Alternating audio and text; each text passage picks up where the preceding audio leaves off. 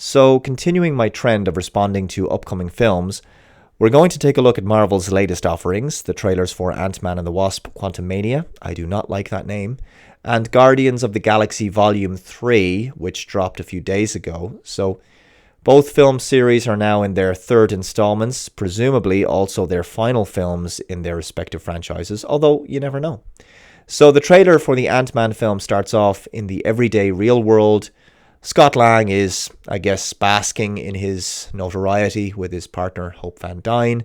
It's a few years after the Endgame blip. Of course, in Endgame, he was reunited with his older daughter, Cassie, after the blip. So it looks like she's a super genius. She's sent a signal down to the quantum realm, and Michelle Pfeiffer's character tells her to turn it off, this causing them to get sucked into the quantum realm. So the trailer at least suggests to me that we're getting yet more women placed firmly in the position of being the super intellectual, sciencey types. So I have no doubt we're going to get lots of Cassie being the incredibly smart one, perhaps the science-savvy young female prodigy character, along with Michelle Pfeiffer's character of Janet. I'm sure they're going to show everyone up, and no doubt along with Hope, the women will make the men, and in particular Scott Lang, look like idiots, because it's always the same with these kinds of movies. Again, it's more feminist nonsense, the message being, we need more women in STEM.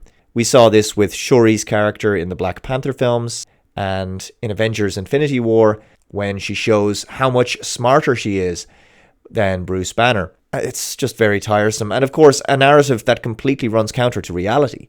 In truth, with exceptions and outliers, generally speaking, women have very little interest in dry sciences and technology, and it's nothing to do with institutional biases. It has everything to do with men and women being mentally wired very differently. So, they're transported into the quantum realm by the looks of it, and to me, much of this CGI environment looks sort of similar to vistas that we've seen in the likes of Doctor Strange, in the first Doctor Strange film, where he captures Dormammu in the time loop at the end of the film. Anyway, I don't like the look of this film. I could be wrong, and this could turn out to be the best of the 3 Ant-Man installments, but my issue here is, and this is just probably me, the film appears to take place almost entirely in this fantastical sub-quantum world, and I think it kind of takes away from what made the concept of Ant-Man interesting and unique, because what was cool about Ant-Man, to me, was seeing him use his ability to either shrink or increase his size in the real world. So, if you can make yourself as small as an ant, for example, everything you do and everything you interact with, everyday household items, for example, they become totally new obstacles, and everything changes relatively, and you get a new cool sense of scale about the world. A bathtub, a salt and pepper shaker, a car, a child's toy, it all becomes really significant when you are interacting with these things at a different scale. And there's lots of opportunity there to play around with that concept in a story, and of course, it can also provide some humor. Now, you can use this ability to make yourself tiny and imperceptible, and you can therefore get in and out of places without being seen. You can use it to escape a situation or for stealth purposes. But ultimately, the concept only really resonates because Scott is using this incredible power in the real world, surrounded by people and objects that we understand and take for granted. But in this film, it's very different to the previous films, because he's now effectively just transported to another world where we have no sense of reference for size of anything. This quantum world may as well be another planet, and we discover down there that there's a whole civilization by the looks of it. So this is like a quantum realm city, I suppose. But Scott is already the same size as the people there, so the whole concept of being tiny is kind of lost. Now, of course, he can still use his suit and change his size, but he's no longer interacting in a world with objects that we know and understand. So this looks like an alien planet filled with strange creatures, strange buildings, foreign objects, and so what made Ant-Man fun is kind of lost, at least in my opinion. So he's just in this weird and wacky dimension, and it's mostly CGI. So he may as well no longer be on planet Earth. So visually, it's entirely different to the first two films.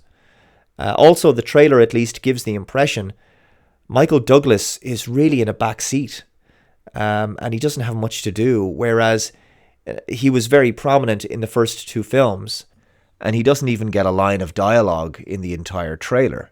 And now Michelle Pfeiffer looks like she's assumed much of his position. Now, this could just be the trailer, okay? He might actually have a much larger role. But I wouldn't be surprised if, in fact, he has been somewhat relegated a little bit, because, after all, that would be in keeping with the whole MCU trend, right? Women in the front, men at the back.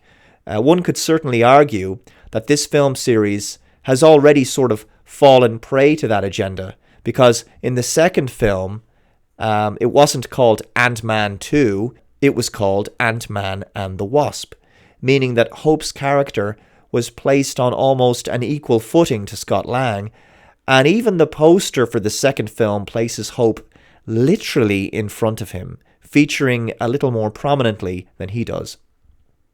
I don't think this Ant-Man and the Wasp Quantumania looks good. I think it looks quite poor, actually. This shot, for whatever reason, just gives me a kind of Thor Ragnarok vibe. Anyway, the trailer music is Elton John's Goodbye Yellow Brick Road. I guess the song is thematically appropriate, but it's also once again continuing this trend of using classic 70s, 80s, and 90s music in MCU films. The nostalgia thing, once again. We've seen this, of course, in the Guardians of the Galaxy films, in the Thor films, and now, of course, in this one.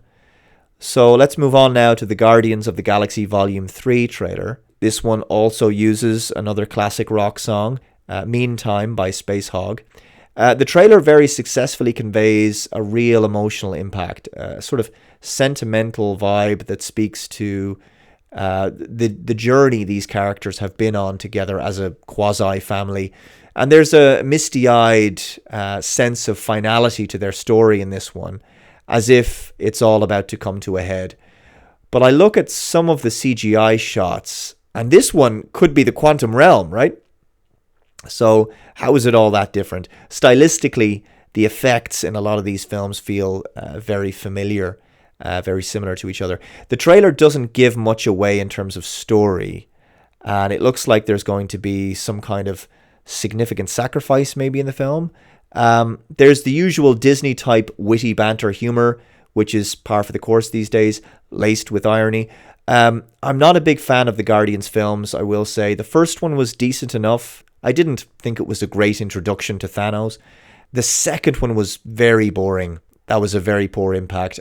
I didn't like the themes of that film. The characters have backstories of things like fatherlessness, broken homes, child abuse, and I don't think these are good themes to explore with young children, despite the fact that these films are aimed at kids.